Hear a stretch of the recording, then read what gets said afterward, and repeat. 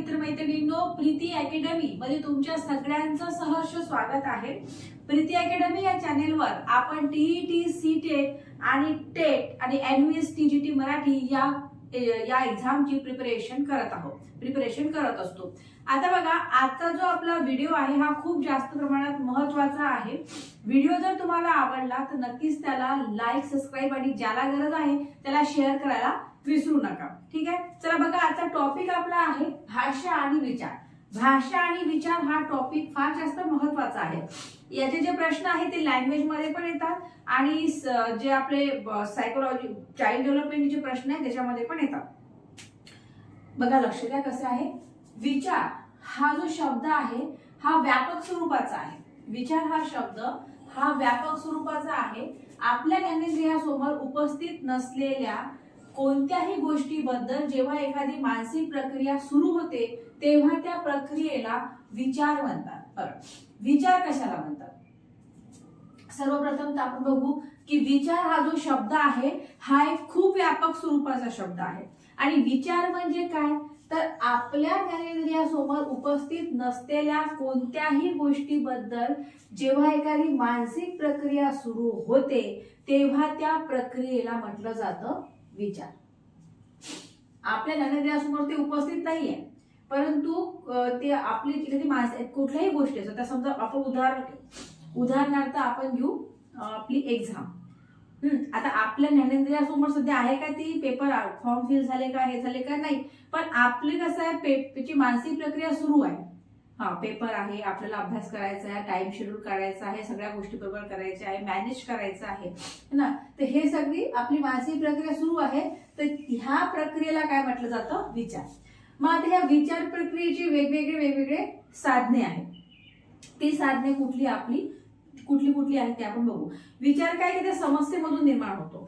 समस्या आली की मग विचार सुरू होते। मग जोपर्यंत ती समस्या पूर्ण होते तोपर्यंत ती विचार प्रक्रिया आपली चालू राहते। आता बघा, विचार प्रक्रियेचे साधने आपण बघू।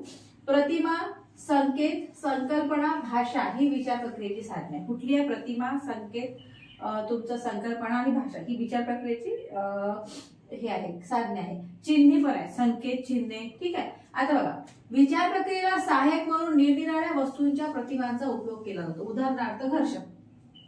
आता विचार प्रक्रियेला सहाय्यक, आता आपली विचार प्रक्रिया आपण करत असतो त्याला सहाय्यक म्हणून निरनिराळ्या वस्तूंच्या प्रतिमांचा उपयोग केला जातो। आता उदाहरणार्थ मी दिलं घर्षण। आता घर्षण म्हणजे काय? घर्षण म्हणजे आता आपल्यासोबत लक्षात येईल की एक वस्तू दुसऱ्या वस्तूवर घासणे म्हणजे काय झालं, घर्षण झालं। हे आपल्या लक्षात येते। म्हणजेच काय की विचार प्रक्रियेला सहाय्यक म्हणून निरनिराळ्या वस्तूंच्या प्रतिमांचा उपयोग केला जातो। दुसरं बघा, संकल्पना।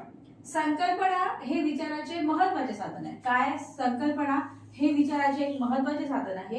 ही एक सर्वसाधारण संज्ञा असून एका वर्गात मांडणाऱ्या सर्व वस्तूंचा समावेश या संज्ञेमध्ये होतो। ठीक आहे, जसं आता कुत्रा हा पाळीव प्राणी आहे। जेव्हा आपण विचार करतो तेव्हा प्रत्यक्ष वस्तूचा नव्हे तर संकल्पनेचा विचार करतो। बघा, लक्षात द्या, मी तुम्हाला क्लिअर करून सांगते। याचं काय म्हणणं आहे की संकल्पना हे विचाराचे महत्त्वाचे साधन आहे आणि ही एक सर्वसाधारण संज्ञा आहे आणि एका वर्गामध्ये मांडणाऱ्या सर्व वस्तू त्याच्यामध्ये समावेश होतो। जसं समजा आता कुत्रा, आपण बोललो कुत्रा हा पाळीव प्राणी आहे। मग आता कुत्रा हा जर पाळीव प्राणी आहे तर आपण एखाद्या विशिष्ट जातीच्या कुत्र्याचा याच्यामध्ये विचार करून राहिलो का? नाही, आपण याच्यामध्ये सगळ्या जातीच्या म्हणजे कुत्र्यांचा आपण याच्यामध्ये विचार करत आहे। फक्त एका विशिष्ट याचं करतो का की ही जाती, ही कुत्र्याची जात आहे, ही पाळीव आहे, किंवा ही कुत्र्याची जात आहे, ही वेगळी नाही, असं सगळ्या कुत्र्याचा ऑलराऊंड कुत्र्याचा आपण त्यामध्ये विचार करतो। म्हणजेच काय की संकल्पना, एखाद्या गोष्टीची संकल्पना ही महत्त्वाची आहे, विचाराचे साधन आहे आणि एका वर्गात होणारा सर्व जाती त्याच्यामध्ये समावेश हा होतो। ओके, बघा, संकेत, चिन्हे यांच्या आधारे विचार करण्याची क्रिया सुलभ होते। प्रतीक हा संकेत चिन्हातील महत्त्वाचा घटक असून तो सर्वसामान्यतेचे प्रतिनिधित्व करतो। संकेत, चिन्हे यांच्या आधारे सुद्धा विचार करण्याची क्रिया सुलभ होऊन जाते। आणि त्याच्यामध्ये जे प्रतीक चिन्हे असते की नाही, हे सगळ्यात महत्त्वाचं राहते संकेत चिन्हामध्ये आणि तो सर्वसामान्यतेचे प्रतिनिधित्व करतो। कुठले? हे प्रतीक। आता बघा, भाषा हे विचार करण्याचे आणि विचार प्रगटण्याचे महत्त्वपूर्ण साधन आहे। भाषेमुळेच विचार शक्य होते आणि विचार करणे आणि विचाराचे संक्रमण हे भाषेमुळे शक्य आहे। आलं लक्षात? हा बघा, भाषा काय आहे? हे विचार करण्याचे, विचार प्रगट करण्याचे एक महत्वपूर्ण साधन आहे आणि भाषेमुळेच विचार शक्य होतो. आणि विचार करणे आणि विचारांचे संक्रमण हे भाषेमुळे शक्य आहे. बघा आपण काय पाहताय, आपण भाषा आणि विचार हा एक टॉपिक बघत आहे. भाषा आणि विचार हा जो टॉपिक आहे हा महत्वाचा आहे आपल्या पेपरच्या दृष्टीने, टीईटीच्या. ठीक आहे, यात आपण काय पाहिलं की विचार हा जो शब्द आहे हा व्यापक स्वरूपाचा आहे आणि आपल्या ज्ञानेंद्रियासमोर उपस्थित नसलेल्या गोष्टीचं जेव्हा आपण मानसिक प्रक्रिया सुरू होत जाते, आपली जी मानसिक प्रक्रिया सुरू होते तेव्हा त्या प्रक्रियेला काय म्हटलं जातं? विचार. मग आता विचार प्रक्रियेची अनेक साधने आहेत. ती कुठली कुठली आहे?